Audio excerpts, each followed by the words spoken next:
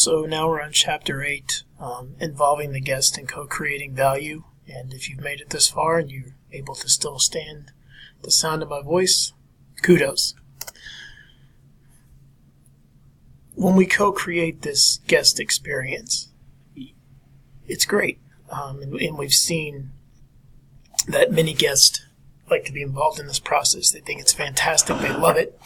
We got to make sure that we do it right.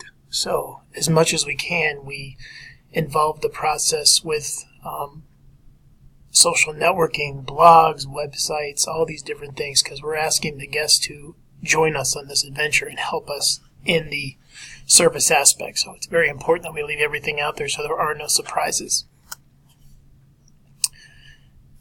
If we ask the guest for help, then the guest therefore becomes a quasi-employee. So just like any other employees, we have to define their role, set clear expectations. If we're doing service, they can't go back in the kitchen. You know what I mean? And, for a myriad of reasons, but you understand that. And if we ask them to get involved in an aspect of service, let's find out if it works for them. From a cost standpoint, it can help us. We understand that. But do they like it? And deciding whether or not they participate. As I said, there's a cost savings to it, but that can't be the only reason that we're doing it, because that can also mean service can suffer as well. So we look at, quite frankly, if they want to. So again, co-creating, getting them involved in that experience. Do they want to do it? So how we do it. Well, the unpaid consultant part is that we value their input. They act as marketers for us, for themselves, to other people. In business, generally speaking, hospitality or otherwise, the best advertising is word of mouth because it's free when it's positive. So that's what we look for. And do we involve them in each other's experiences? Some of you, probably many of you, have been to, let's say you've gone to a restaurant where it's like a communal table and you eat with other people. And that may be the last thing you want to do. But if you know going into this experience that's what you're going to do, it's a little bit different than walking in and them saying, oh yeah, did we not tell you that you guys are all eating together?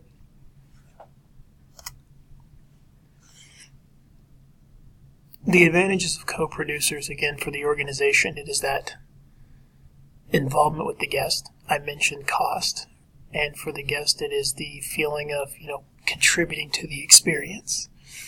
Disadvantages are, if you try to save costs too much with this, then it looks like there's sloppy service and it doesn't get along. And also, if the guests aren't informed or the guests don't enjoy it, you're going to have an issue. That high cost of failure is a very bad experiment if it doesn't work out. So it's critical that it's laid out, that it's very fully formed and realized and defined to the staff as well as the guest. We're asking you to get involved in something, so it needs to be crystal clear what you're going to be doing. How do we get them to co-produce and motivate them? It's the KSAs. Again, just like it is with our employees. Economic incentives, price, rewards, whatever you want to look at to motivate them to do it. And again, making them feel like they're involved in this process. They're the center of attention, that they are the focal point of the service.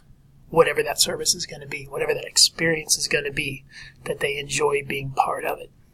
And does it work at your facility, your business operation, whatever it's going to be, is that it's end up being a positive effect for everyone involved. When we look at guests as substitutes for management, well, everyone likes to feel like they're the boss. So as supervisors, they are telling us what they think. We value your opinion is something that a lot of organizations state. Do they really? Okay, and again, motivating staff. How do you motivate staff? Well, we know the one easy answer to that is money. And then, rewards of other kinds and letting your immediate superiors know, all these different things. So they're acting as an on-the-spot supervisor, okay? And also as a trainer, they're going to let you know. You have probably worked long enough in whatever industry you're doing that you understand that people aren't afraid to let you know how to do your job. Right or wrong, this is the world that we live in. This is how it works. But they can also help you and say, hey, I noticed we're doing this. Wouldn't it be easier if you put this here or if you place that there? That may be something that's beneficial to us as we build this program that we didn't know. And they're helping us see that something on paper seemed logical doesn't work in the real application. They're helping us to adjust and make a better decision. So when do we know that it's a good idea for us to do this? Slide that down a little bit. Why do we involve guests? If you're going to have to wait, how do we make that wait seem less, well, for lack of a better word, long and stressful? And to the credit of a lot of things that you do, and you can, again, I said you have your ups and downs about Disney. The difference between waiting for a main attraction at Disney as opposed to waiting for a main attraction at a place like Six Flags that I'm familiar with, completely different experience. So if you're going to have to wait, what are you doing while you're waiting? Co-producing the value so that the guest feels like they're getting value in addition to us getting a value by possibly reducing our costs and having less people staff. A buffet and full service.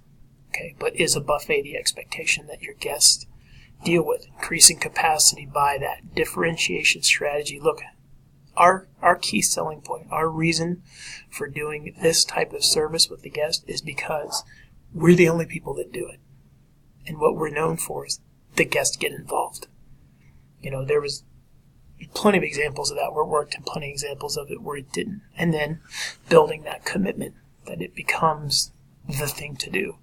And people are invested in it, and they enjoy the fact that they go in there and they're involved in the service experience. The book talks about, making a salad.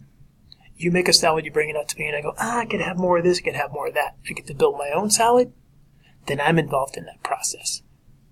And we find, I've worked in different restaurants. We've done buffets and table service, and you can argue about portion sizes and costs, but this is something that you decide to do. So again, if you look at this, you can see all of the different things here, and they're the things that you would think of. Cost versus benefit analysis that you need to do for guests. And understand, look at may not have needed KSAs under disadvantages for the guest. Just like us, if we don't have what we need to do the job, we're going to be frustrated. Makes sense. Same thing for your guests. And that increased liability risk. I'm serving hot food. I have a hot spoon. Somebody picks it up. It wasn't labeled. Didn't have a rubber handle on it. Burns their hand. We're in trouble. Okay, so again, you see all these different things, and this is what organizations have to sit down and decide to themselves and their businesses is, hey, this seems like it's going to be a good idea. I think this is probably going to work, or there's no way this is going to work. Obviously, we want to do this before we ever fully commit to this experiment. Involving guests to participate, like we said, inform the market, give the guest the choice. Do you want to participate? And you may find that they in fact don't.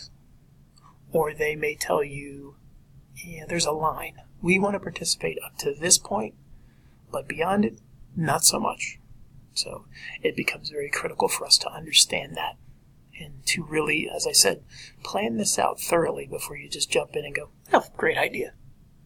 And you find out the guest doesn't think it's a great idea. And I really enjoy firing the guest. You have heard, will hear, people say to you, the customer's always right, and you may roll your eyes, or you go, yeah, but. Well, we have those situations. And you kind of look at how it's done. Look, in the case of an abrupt firing, there is a disruption. There's something that needs to be taken care of, or this is just not a good fit. But even ending that relationship can be done in a positive way where it's just not this dramatic, slamming the door, so to speak. I've worked in the bar industry forever and having to cut people off. And some of you listening to this know that feeling. It's a pretty abrupt firing, but there's a way to handle it. So we want the guest dignity to be maintained. We want to, as best we can, make it smooth, seamless, if that's possible. But it does happen where you have to fire clients or you have to fire guests. It's the business.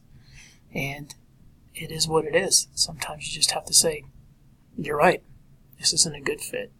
And I understand you're going to take your business elsewhere, and I'm sorry that that has to happen, but I completely understand. As opposed to different ways I'm sure you've heard it done that didn't sound polite.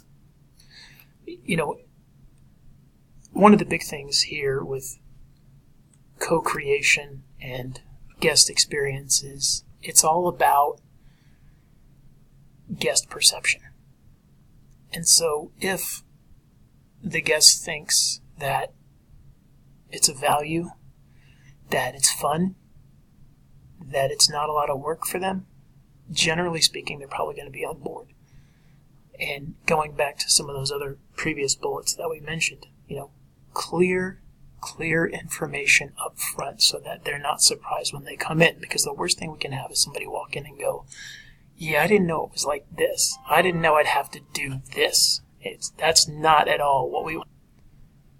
So it is making the decision and then making sure that we have everything from A to Z, and I hate to sound like my grandparents, but soup to nuts, that everything is covered so that there isn't this surprise, so that we know that if they are co-supervisors, co-managers, they're understanding that in the aspect of doing it. The waiting in line thing, there's tons of fun stories about waiting in line. I remember there was a place that was an old steakhouse in Texas, and they had a sawdust dance floor.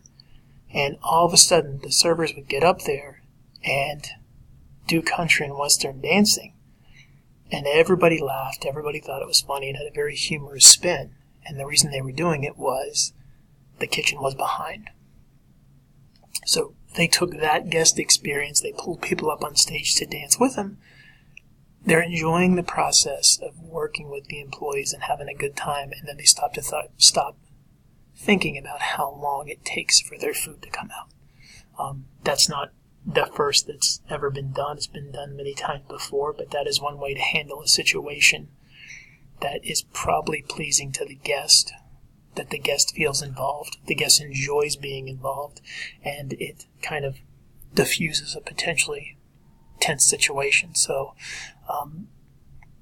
it's a game, and it's a game of how much or how little you want that involvement to be. I mentioned the buffet before, and everybody probably knows this. One of the ways to control portion control in the buffet is the utensils that you use.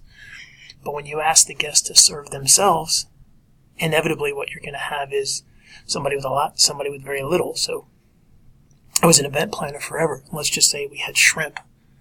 If you had shrimp, we had a person manning shrimp to portion control the service. Because if you let someone control the shrimp, then Uncle Phil has all the shrimp and nobody else in the wedding party gets any shrimp. Sorry, Uncle Phil. So you want to make sure that okay, you're going through the buffet, you'll have a great time. When you get done here, there's a carving station where we'll cut your meat for you so you don't cut off half the piece, and we'll portion out some of the shrimp. And again, part of that relationship, that's all the shrimp we're going to get? No, sir. If you want to come back in a little bit, we'll have more. We just want to make sure everybody in line gets a little bit first. Very polite way to say, leave, and you only get 4 pieces of shrimp instead of, here's 50 pieces, and let's hope everybody else gets some. So it's that kind of stuff. The firing, I've had to do it to guests many, many times. Sometimes seamless, sometimes confrontational, sometimes not very happy. And again, trying our best to avoid that firing happening in public. Maintain that control as best you can. Many of you have done it. Many of you are going to do it a lot. Not just your employees, your guests, and how you handle telling someone who basically is responsible for providing income to your establishment that they're no longer welcome or that they cannot come back to your establishment. Ways to handle it, and again, situations are going to arise that aren't in any training manual or any classroom, and it's just a case-by-case basis. It's a daily basis, but you figure it out and you adapt. So, there's nothing wrong with firing the guest if it's absolutely necessary and handled properly.